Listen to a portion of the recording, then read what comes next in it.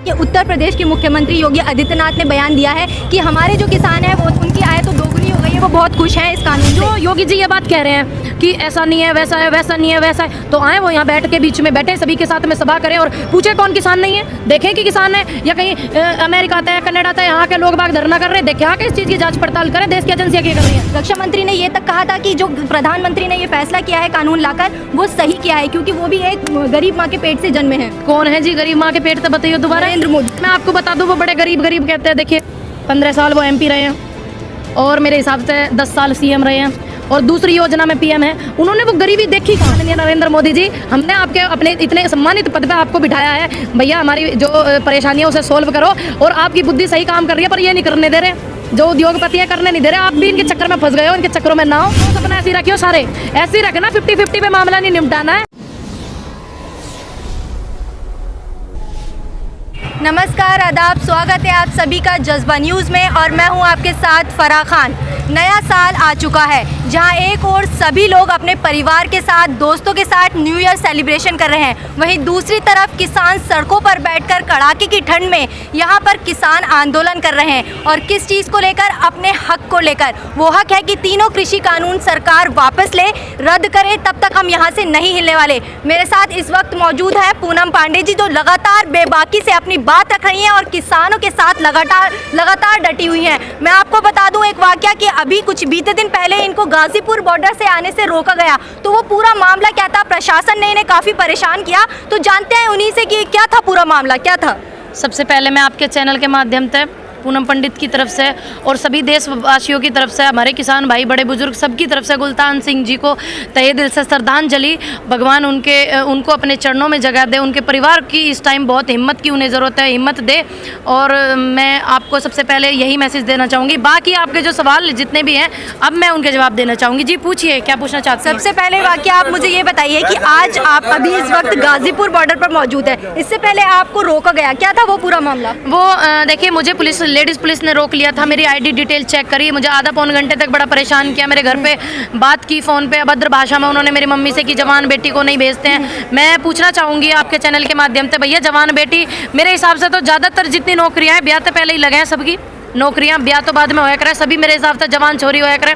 अब वो जवान छोरी देश में जिस भी फील्ड में है, अगर वो मेरे को रोक रहे हैं आंदोलन में, एक भी नियम या एक भी सुप्रीम कोर्ट का आदेश ये नहीं कहता कि आप आंदोलन में नहीं जा सकते, लेडीज बच्चे सहयोग नहीं कर सकते, कोई नियम ऐसा नहीं कहता, कोई कानून नहीं। बिल्कुल संविधान है, आप भी काम कर रहे हो, आप भी जवान हो और आप दूसरे फील्ड में काम कर रहे हो। आपको रोका गया आज यहाँ पर आने से, कल को मेरी आवाज़ भी रोकी जा सकती है। जी बिल्कुल रोकी जा सकती है, हर फील्ड में लड़कियाँ काम कर रही हैं। तो मेरी उन माता बहनों से बड़ी रिक्वेस्ट है, देखो मैं उनको नहीं पहचानती हूँ, वो मुझे जरूर पहचान रही है, मैं समझ रही हूँ। जिन्होंने मुझे रुकवाया है मैं वो भी सब समझती हूँ, ऐसी बात नहीं है कि मुझे नहीं पता, स्पेशली सब समझती हूँ, लेकिन आंदोलन का रुख ना बदल जाए किसी और रास्ते की तरफ को, इसलिए मेरी उनसे पूछना बनता है कि आप मुझे क्यों रोक रही हैं?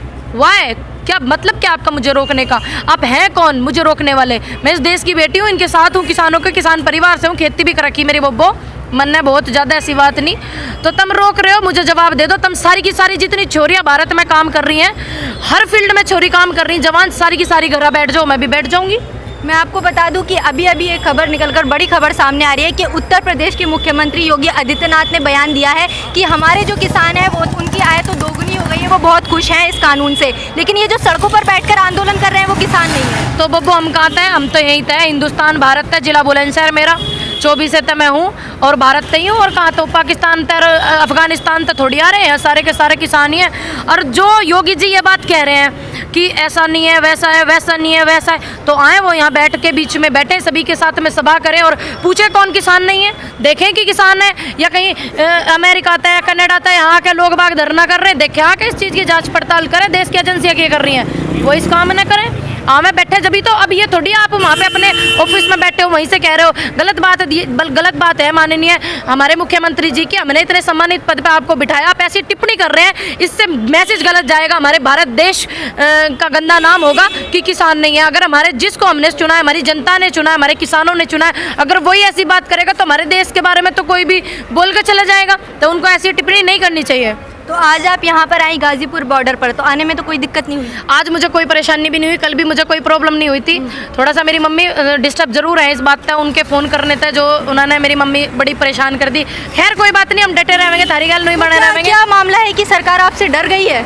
देखिए मुझे तो नहीं, डर किस बात देखिए का? मुझे एक लड़की से मुझे नहीं पता सरकार डर गई है या नेता डर गया है, कदे मैं उनकी कुर्सी ने छीन लूं, पता नहीं कौन डर गया। अपनी कुर्सी का डर है? मुझे ऐसा लग रहा है भैया मैं किसी की कुर्सी ना छीन रही, किसान परिवार का हूँ, आंदोलन में आई हूँ, मेरा हक है, अधिकार है मेरा, तब मेरे तना घबराओ। और मैं आपको बता दूं ये तो वो लोग ही जाने ना, मुझे तो पता नहीं है। अब उनसे पूछो आप ये वाली बात जाके क्यों रोक रहे हैं, उनको प्रॉब्लम क्या है, मेरे से आके बताएं ये प्रॉब्लम है तो शायद मैं उनकी बात का जवाब दे सकूं। जब यहाँ इतने इंटरव्यू इतने मीडिया में मैं जवाब दे सकती हूँ तो उनके रोकने का कारण क्या है उसका भी जवाब दे दूंगी। शायद हो सकता है ना आप बेबाकी से हर इंटरव्यू दे रही हैं, इसी बात से डर गए हो। अब एक बात बताइए, सच जो है सच हमेशा बेबाकी से निकलता है, ठीक। अब सच है भैया, सच बोलेंगे। अब आप उसने कुछ भी समझ लो, हमारे पे कोई फर्क नहीं पड़ने का, और ना मेरे पे इस बात का फर्क पड़ा। मैंने उन्होंने रोका, क्यों रोका उन्होंने, मेरे को कोई फर्क नहीं पड़ा। मैं आज भी आई हूँ, ठीक है, अब आगे मुझे रोकेंगे। सरकारी व्यवस्थाएं इतनी हुई हैं, 112 पे कॉल करो, 1090, इतनी सुविधाएं हमारे देश में है, उनका इस्तेमाल करेंगे भैया, ऐसी बात है। तो क्योंकि देखिए किसान परिवार में आने से पहले तो मैं छोटी थी, जब मेरा जन्म हुआ तो मैं इस देश की बेटी हूँ। अब इतनी सारी सुविधाएं देश की महिलाओं को और बेटियों को दी हुई हैं तो हम उनका इस्तेमाल करेंगे, अगर हमने वो रोकेंगे तो क्या लगता है अब जो वार्ता होने वाली है, 7 बार वार्ता हो चुकी है, 2 शर्तें मान ली गई हैं, तो 2 शर्तें, लेकिन मेन आंदोलन जो था वो रद्द करवाने को लेकर और एमएसपी की कानूनी गारंटी यानी कानून चाहिए, उस पर तो कोई बातचीत नहीं हुई। क्या लगता है अगली बैठक जो होगी, वार्ता जो होगी, किसान आमने सामने होंगे सरकार के, तो क्या लगता है बात बनेगी?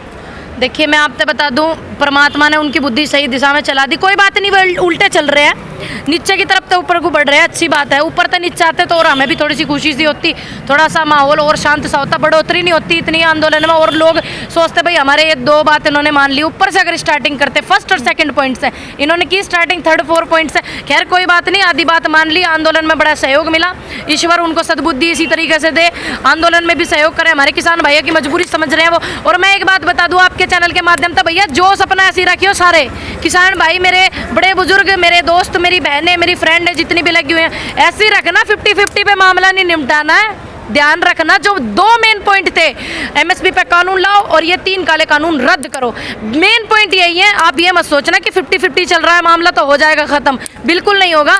जोश जज्बा ऐसे ही रहेगा और आंदोलन ऐसे ही चलता रहेगा जब तक वो जो मेन पॉइंट है उन पे इन्होंने हमारी बात नहीं सुनी, क्योंकि संसद में पास वही है, ये तो थे भी नहीं।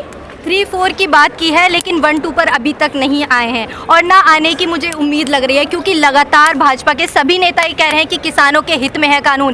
पहले अमित शाह ने भी कहा था, रक्षा मंत्री भी कह रहे हैं और प्रधानमंत्री नरेंद्र मोदी भी यही कह रहे हैं। रक्षा मंत्री ने ये तक कहा था कि जो प्रधानमंत्री ने ये फैसला किया है कानून लाकर, वो सही किया है, क्योंकि वो भी एक गरीब माँ के पेट से जन्मे हैं। कौन है जी गरीब माँ के पेट से, बताइए दोबारा। नरेंद्र मोदी जी। देखो गरीब माँ के पेट से जन्मे हैं, बहुत अच्छी बात है, उनकी माँ को नमन मेरा भी।